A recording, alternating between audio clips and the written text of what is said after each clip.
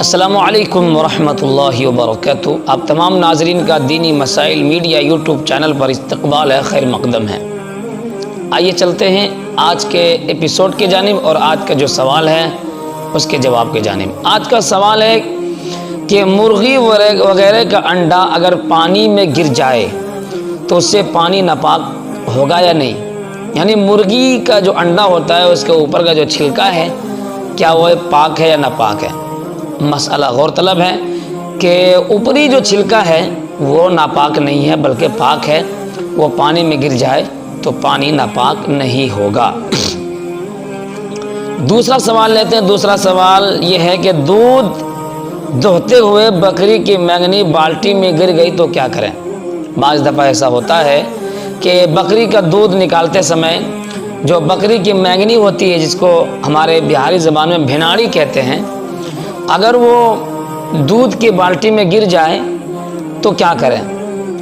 دیکھیے، اگر بکری کا دودھ دوہتے ہوئے مینگنی دودھ کے برتن میں گر جائے اور پھر اسے فوراً نکال کر پھینک دیا جائے تو دودھ ناپاک نہ ہوگا۔ جیسے ہی گرا اور فوراً نکال کر آپ اسے پھینک دیں تو ناپاک نہیں ہوگا، اور اگر اس میں رہ گیا اور وہ چور ہو کر دودھ میں مل گیا تو اس صورت میں دودھ ناپاک ہو جائے گا۔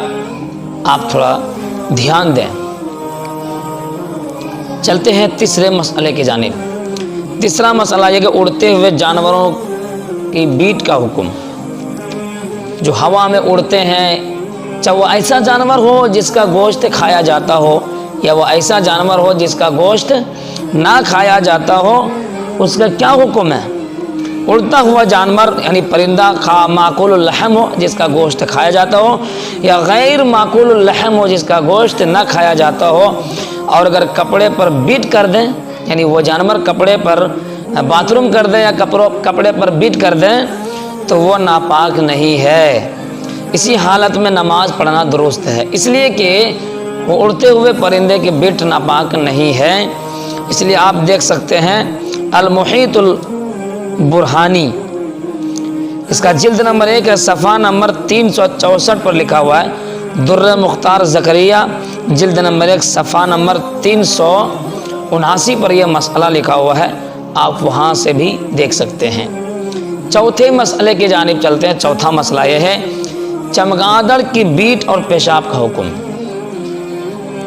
چمگادڑ کی بیٹ اور اس کا پیشاب ناپاک نہیں ہے، اس لیے کہ اس سے بچنا دشوار ہے۔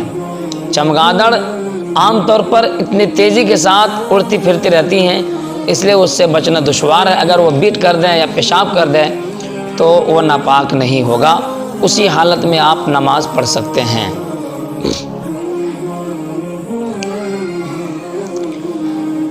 اور یہ ایک مسئلہ ہے حالت جنابت کا پسینہ۔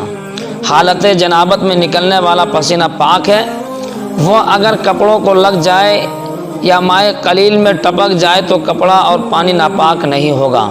حالت جنابت یعنی جس آدمی کے اوپر غسل فرض ہو گیا ہے، جس آدمی کے اوپر غسل فرض ہو چکا ہے اور انہوں نے غسل ابھی تک نہیں کیا، نہایا دھویا نہیں ہے، اور اس حالت میں جو اس کے بدن کا پسینہ ہے کیا وہ پاک ہے یا ناپاک ہے؟ تو کہتے ہیں وہ پسینہ جو ہے وہ ناپاک نہیں ہے، پاک ہے۔ اگر وہ کہیں تھوڑا سا پانی میں گر جائے یا کپڑے پہ لگ جائے تو ناپاک نہیں ہوگا۔ مچھر، جو اور کھٹمل کا خون۔ مچھر، مکھی، کھٹمل، جو وغیرہ کا خون لگنے سے کپڑا وغیرہ ناپاک نہیں ہوتا، کیونکہ ان میں مچھر اور اسی طرح کھٹمل، جو اس کے اندر بہنے کے لائق خون نہیں پایا جاتا ہے۔ جتنے یہ جانور کھٹمل ہے، مچھر ہے، اسی طریقے سے جو ہے، اس کا خون عام طور پر اتنا خون نہیں نکلتا کہ وہ بہہ جائے، اس لیے اگر کپڑے پر لگ جائے تو آپ نماز پڑھ سکتے ہیں، اور اگر کسی بھی چیز میں لگ جائے جان نماز وغیرہ میں تو آپ بلا کراہیت نماز پڑھ سکتے ہیں، آپ کی نماز ہو جائے گی۔ ایک مسئلہ ہے کہ گوبر کی راکھ پاک ہے یا ناپاک ہے؟ بھائی گوبر، گائے کا گوبر ہو یا بھینس کا گوبر ہو، کسی جانور کا گوبر ہو، اس کو عام طور پر اپنے دیہاتی علاقے میں اس کو اچھی طریقے سے ملا کے اس کو سوکھنے کے لیے دیتے ہیں، اس کو اپلا بولا جاتا ہے۔ गोईठा भी बोला जाता है बिहार में। सूखने के बाद जब वो जल जाए तो क्या वो पाक है या नापाक है, मसला गौर तलब है। जलने के बाद उपलो यानी सुखाया हुआ गोबर की राख पाक करार दी गई है। जलने के बाद सुखाया गोबर जलने के बाद उसको पाक करार दी गई है, मतलब वो पाक है। लिहाजा उसकी आग में पकी हुई रोटी भी पाक है।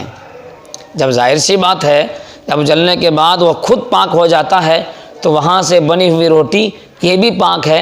आज भी हमारे गांव देहात वगैरह में ये चीज़ें इस्तेमाल की जाती हैं कि आम तौर पर हमारी देहाती औरतें जो हैं ये गोबर को जो अच्छी तरीके से रखते हैं और उसको बाज़ाब्ता तौर पर उसका गोला बना के उसको सुखाते हैं और फिर उसको आग जलाते हैं। ठंडी के मौसम में बोरसी तापने में काम आता है। और इसी तरीके से इसका जो राख है बहुत चीज़ों में फ़ायदा मंद है, उसमें खाना वगैरह भी बहुत अच्छा बनता है। तो नाज़रीन, ये थे आज के चंद मसाइल जो आप लोगों को अच्छा लगेगा, आप लोग ज़रूर सुनिए। और ये छोटे छोटे मसाइल हैं, आप इन्हें सीखिए और सुनिए। बस आप विदा दीजिए, फिर मिलेंगे एक नए एपिसोड के साथ, एक नए मसले मसाइल के साथ। जब तक आप अपने भाई और अपने खादिम मोहम्मद बिलाल कासमी को विदा दीजिए। अस्सलामु अलैकुम वरहमतुल्लाहि वबरकातुहू।